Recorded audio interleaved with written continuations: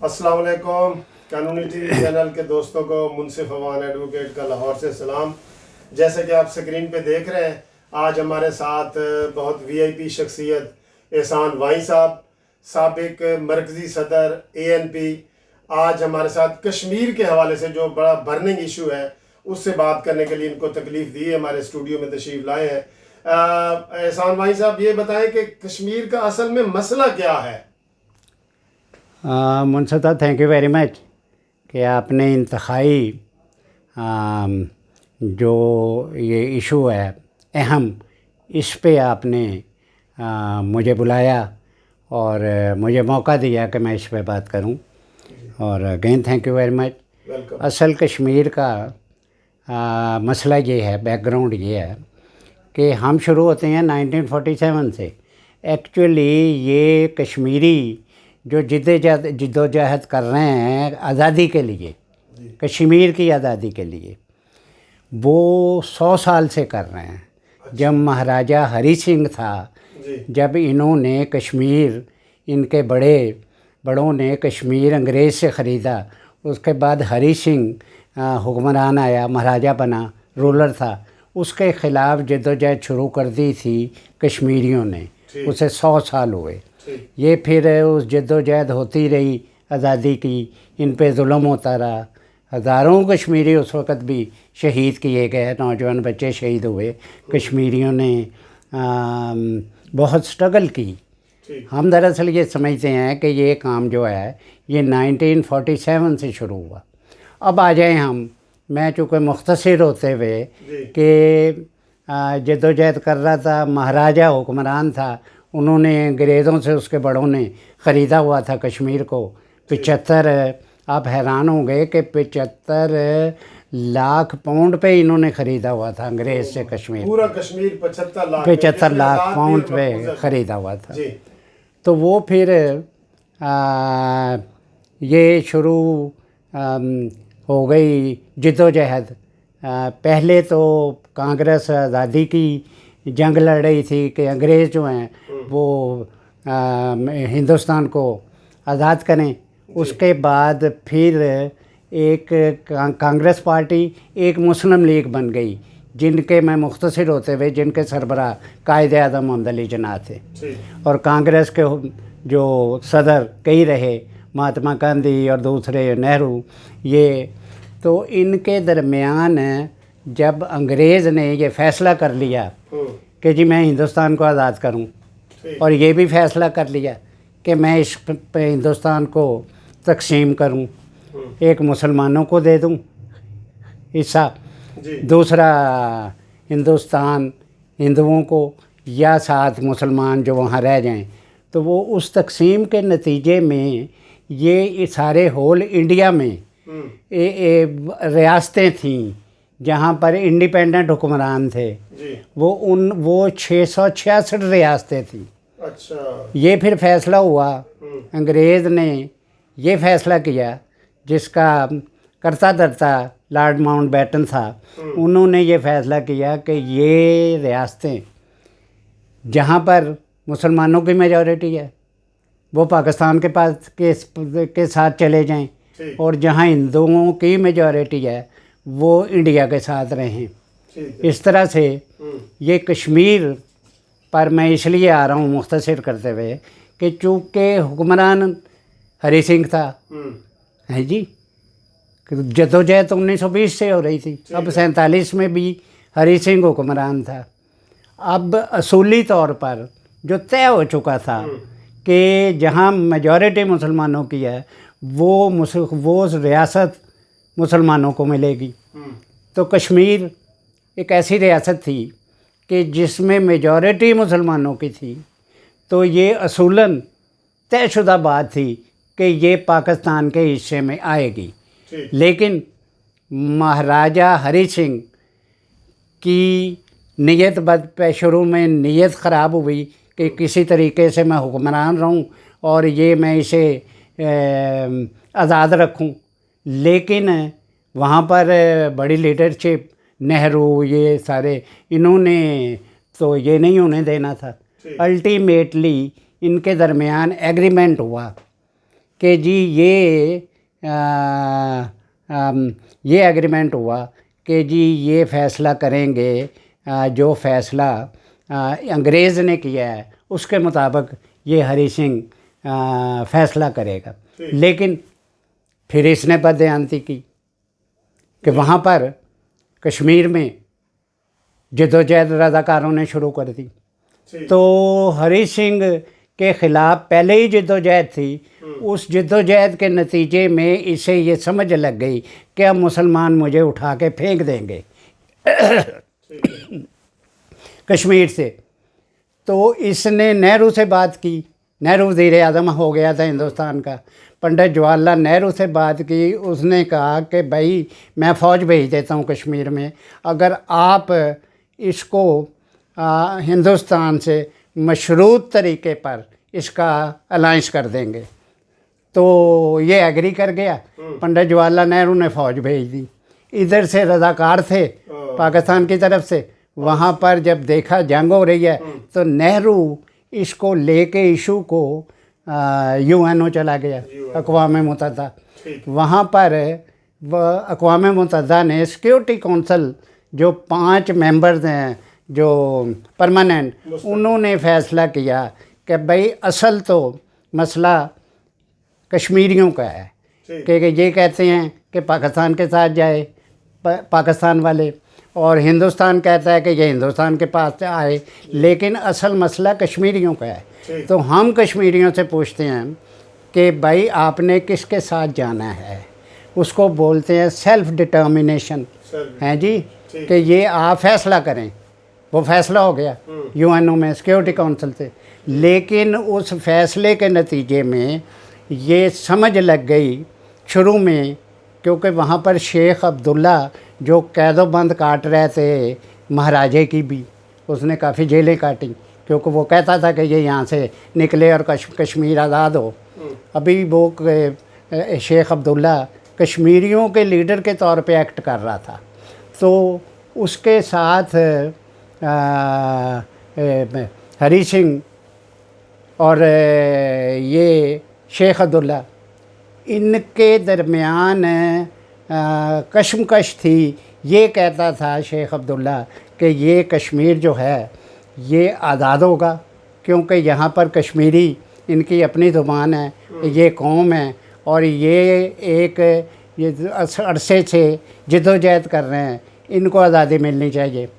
लेकिन थोड़ा सा हम इसको आगे आते हैं हरी सिंह और उससे आगे निकल के कि अब जो मौजूदा ये इंडिया ने 370 आर्टिकल को ख़त्म किया है और 35A को ख़त्म किया है, अब ये इससे क्या उससे मफाद हासिल होंगे और कितना असर कश्मीरियों के ऊपर पड़ेगा? मैं और वही इसका मौजूदा हुकूमत इसके हवाले से जो मैं वही बात आखिर में फ़िक्र ये कहने वाला था कि जब उन्होंने अक़वाम मुत्तहिदा सिक्योरिटी काउंसिल ने यह फ़ैसला कर दिया, तो हरी सिंह ने इंडिया के साथ मशरूत तौर पर हिंदुस्तान के साथ शामिल कर दिया, और हिंदुस्तान ने 370 और 35A अपने आइन, जो हिंदुस्तान का आइन था, उसके तहत उन्होंने कश्मीर को ऑटोनॉमी दे दी। प्रोविंशियल ऑटोनॉमी नहीं, ऑटोनॉमी, मशरूत ऑटोनॉमी।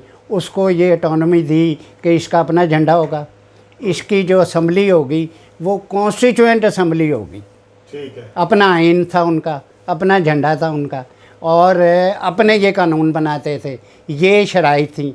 उसके बाद ये उस शराइत में फिर हिंदुस्तान को जो मराद दी इन्होंने कि हरी सिंह ने, वो ये थी कि हिंदुस्तान के पास सिर्फ इख्तियार होगा दिफा का, खारजा अमूर का और करेंसी का, कम्युनिकेशन का। ये 3-4 जो आइटम थे, 4, ये इख्तियार इनके पास होगा। बाकी कश्मीर जो है वो इंडिपेंडेंट होगा। तो ये आइन का, और इस जो आइन का हिस्सा था भारत का, उसको फिर वहाँ की सुप्रीम कोर्ट ने एंडोर्स कर दिया कि ये जो 370 और 35A है, इसको इसको भारत की पार्लियामेंट इसको बदल नहीं सकती और ये रहेगा। इसको बदलने के लिए सिर्फ़ और सिर्फ कश्मीर की असम्बली अगर कॉन्सेंट दे तो इसमें कोई रद्दोबदल हो सकती है, तो नहीं तो नहीं। और ये बात कश्मीरी असम्बली ने तो की ही नहीं। अब हुआ ये कि चूँकि एक फनेटिक है, हिंदू फनेटिक हैं जी, उसने चूँकि ये अपने इलेक्शन मंशूर में दिया हुआ था कि ये आइन के आर्टिकल जो हैं ये मैंने ख़त्म करने हैं और भारत का इसको मैंने भारत यूनियन का हिस्सा बनाना है। इसने पहले ही वहाँ मार्शल लॉ नाफज कर दी और वहाँ पर उनकी असम्बली डिज़ोल्व कर दी कि डिज़ोल्व कर ली और गवर्नर राज लगा दिया। वो लगा के तो फिर इसने ये 370, 370 और 35A इसने ख़त्म करके और ऐलान कर दिया कि आज के बाद ये 5 अगस्त को इसने किया कि आज के बाद ये कश्मीर जो है ये भारत का ऐसे ही हिस्सा है जैसे दूसरे सूबे हैं। नंबर 1। नंबर 2, वहाँ लद्दाख भी था जिसमें तिब्बत वाले और बुद्ध ज़्यादा कुछ मुसलमान शिया हजरात, वो भी इसने एक सेपरेट के तौर पे सेपरेट उन्हें अपने फेडरल के तहत कर दिया। इसने फिर मोदी ने, वज़ीर आज़म इंडिया ने कश्मीर को 2 हिस्सों में तकसीम कर दिया क्योंकि उसका बॉर्डर लद्दाख का चाइना से लगता है। तो उसके नतीजे में वो चूँकि कश्मीर 100 साल से वहाँ कश्मीरी जद्दोजहद कर रहे हैं। आप सर थोड़ा सा ये बताएं, बड़ा अच्छा आपने हिस्ट्री बता दी, मौजूदा 377 आर्टिकल का भी बता दिया कि हमारी जो मौजूदा हुकूमत है, आज 14वां रोज़ है, कर्फ्यू लगा हुआ है, मौजूदा हुकूमत जो कश्मीर काज के लिए कर रही है, UNO का इजलास भी हुआ है, आप इससे मुतमईन हैं या कुछ और करना चाहिए? मैं ये अर्ज़ करूँ कि हमारी हुकूमत माजी में भी और मौजूदा हुकूमत इनकी फ़ॉरेन पॉलिसी और इनकी इकनॉमिक पॉलिसीज़ के नतीजे में हम आइसोलेट हुए हैं। मौजूदा हुकूमत के नतीजे में हुक्मरानों के स्टाइल जो इन्होंने हुक्मरानी का किया हुआ है, हम बिल्कुल आइसोलेट हुए हैं। ये जो उसने मोदी ने, वज़ीर आज़म इंडिया ने ये जो कुछ किया उसके नतीजे में ये उसने UNO की करारदाद के ख़िलाफ़ काम किया। इसके नतीजे में फौरी तौर पे तमाम ममालिक जो कि ह्यूमन राइट्स को मानते हैं उनको एकदम हमें सपोर्ट करना चाहिए था, लेकिन बदकिस्मती से हमारे 56 इस्लामिक कंट्रीज़ हैं, उनमें से किसी ने हमें सपोर्ट नहीं किया, बल्कि UAE और सऊदी अरेबिया और दीगर जो पैसे वाले रिच कंट्रीज़ हैं उन्होंने अब बयानात दिए कि ये भारत का अंदरूनी मामला है और ये वो कर सकता है, इसलिए ना हमें OIC ने सपोर्ट किया, ना किसी और इस्लामी मुल्क ने सपोर्ट किया, ना हमें किसी और बड़े मुल्क ने, ना अमेरिका ने सपोर्ट किया, ना हमें इंग्लैंड ने सपोर्ट किया, ना हमें फ्रांस ने सपोर्ट किया, ना हमें जर्मनी ने सपोर्ट किया। हमें सिवाय टर्की के किसी मुल्क ने सपोर्ट नहीं किया। और बिल्कुल मैं वही अर्ज़ कर रहा हूँ, मैं आ रहा हूँ कि वो इस बुरी तरह से हम आइसोलेट हुए। लेकिन ये इस हुकूमत के वज़ीर ख़ारजा ने एक लेटर लिखा UNO को कि जी ये कश्मीरियों के साथ जुल्म हो रहा है, चूँकि कश्मीरियों के साथ वो रिएक्ट किया उन्होंने, मोदी के इस एक्शन पे के ख़िलाफ़ बड़ा रिएक्शन हुआ और लोग वहाँ कत्लेआम हुआ, इन्होंने इंडियन फोर्सेस ने किया। उसके नतीजे में चूँकि पाकिस्तान और इंडिया डेवलपमेंट जो हुई भी है वो ये है कि दोनों मुल्क एटॉमिक हैं, एटम बम हैं दोनों के पास। इनके लेटर लिखने पे नहीं तो UNO कभी ना दिलचस्पी लेती।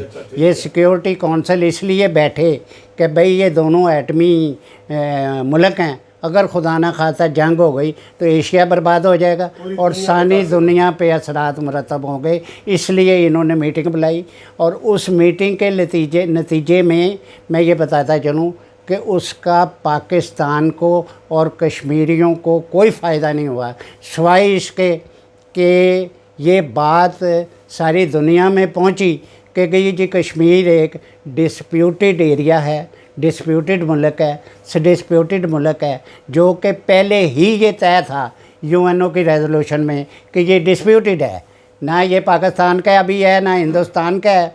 और उसके नतीजे में जब सेल्फ डिटर्मिनेशन, जब ये कश्मीरी अपनी राय देंगे तो फिर इसका फ़ैसला होगा।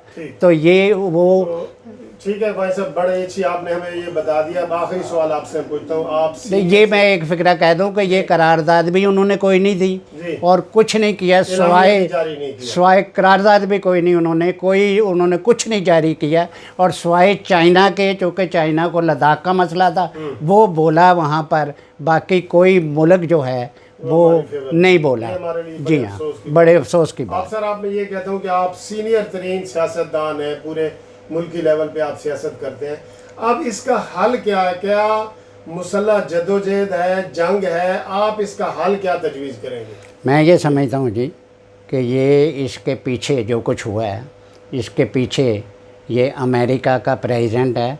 जब इमरान ख़ान गया अमेरिका के दौरे पे तो वहाँ पर अमेरिका के सदर ने जाते ये कहा बग़ैर मुलाकात किए इमरान से कि मैं सालिस बनूंगा। और उसके नतीजे में वज़ीर आज़म हिंदुस्तान मोदी ने ये सारी खेल की। और मैं समझता हूँ, ये मेरी राय है कि ये सारा तयशुदा बन था, जिसके नतीजे में मैं नहीं कहता कि इमरान ख़ान ने दानिस्ता किया। मैं समझता हूँ कि ये सारा तयशुदा था अमेरिका से मामला इंडिया का, और इसने अपने ना तजर्बाकारी की बुनियाद पर ये सारी खेल करवाई। और जिसका ये ट्रंप की और इंडिया की साजिश थी। और ये जो कुछ हुआ ये उसके नतीजे में हुआ। ये एक साजिश थी और उसके नतीजे में ये सारा कुछ किया और अमेरिका ने करवाया। चलिए इसका हल बताएं। हल ये है कि जी अब दोनों एटमी ताकतें हैं जी। ये नहीं है कि अगर उसके पास 150 एटम बम है, पाकिस्तान के पास है 160 एटम बम है।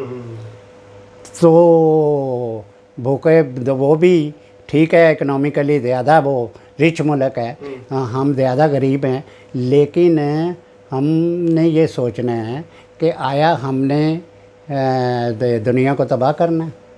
इसका हल सिर्फ़ और सिर्फ ये है कि हम इसको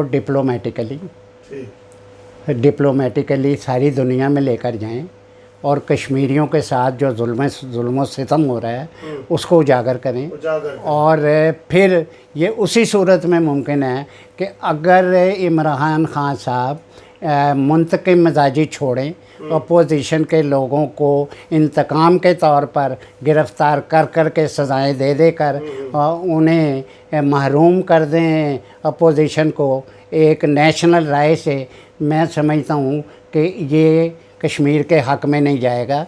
ये इमरान ख़ान को, तहरीक इंसाफ को ये चाहिए कि अपोजिशन के साथ जुल्म सितम बंद करे और उनको साथ लेके चले, ताकि सारी दुनिया में ये पता हो कि पाकिस्तान कश्मीर के इशू पर अपोजिशन, तमाम सियासी पार्टियाँ और सारे पाकिस्तान के 22 करोड़ अवाम ये इकट्ठे हैं। और अगर खुदा न खास्ता जंग हुई तो फिर पाकिस्तान की तमाम सियासी पार्टियां, फ़ौज और यहाँ के 22 करोड़ अवाम ये फिर उस जंग का हिस्सा बनेंगे और फिर वो जंग बहुत खौफनाक हो जाएगी। मैं ये समझता हूँ कि इनको ये मामला डिप्लोमेटिकली हल करना चाहिए।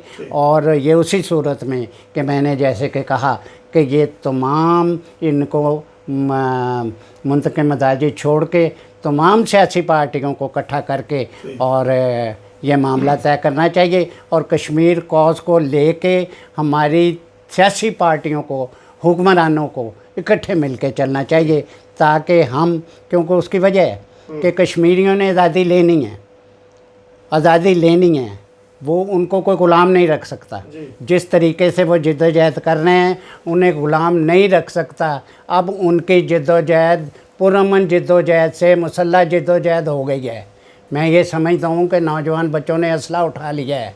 जो खौफनाक बात है, ये सारी खेल में 1 लाख कश्मीरी नौजवान बच्चे और बुज़ुर्ग और औरतें शहीद हो चुके हुए हैं। तो इसलिए मैं ये समझता हूँ कि एक तो मुसल्ला जद्दोजहद नहीं होनी चाहिए। सारी दुनिया में पूरा मन जद्दोजहद के नतीजे में आज़ादियाँ मिलती हैं। फ़लस्तीन को भी उस वक़्त तक नहीं लोगों ने रिकग्नाइज नहीं किया जब तक वो मुसल्ला जद्दोजहद करते रहे। जब पीसफुल जद्दोजहद की तो फ़लस्तीन को भी सारी दुनिया ने रिकग्नाइज़ किया। इसलिए कश्मीरियों को भी चाहिए कि मुसल्ला जद्दोजहद को छोड़ के पूरा मन जद्दोजहद करें आज़ादी के लिए, और इंशाअल्लाह आज़ाद होके रहेंगे। और पाकिस्तान को भी उन्हें डिप्लोमेटिकली, पॉलिटिकली, हर तरीके से उन्हें सपोर्ट करना चाहिए, क्योंकि पाकिस्तान के लिए कश्मीर ज़िंदगी मौत का मसला है। अगर कश्मीर भारत के पास चला गया मुकम्मल, तो पाकिस्तान के तमाम दरिया कश्मीर से निकलते हैं, और भारत विंडिक्टिव एक हिंदू मुल्क, वो हिंदवाना मुल्क बना रहा है, उसके नतीजे में पाकिस्तान का पानी बंद कर देंगे और पाकिस्तान को बतौर मुल्क बहुत नुकसान पहुंचेगा। इसलिए हमारा कश्मीर जो है, हम इसको अगर वो नहीं कहते कि हमने पाकिस्तान के साथ जाना है, उनकी आज़ादी के लिए हमें उन्हें साथ देना चाहिए हर तरीके से, जंगजुआना तरीके से नहीं, डिप्लोमेटिकली और दूसरे। थैंक यू जी भाई साहब, आपके बहुत शुक्रिया, आप यहाँ तशरीफ़ लाए और बड़े अच्छे हमारे आपने ख्यालात से लोगों को आगाह किया।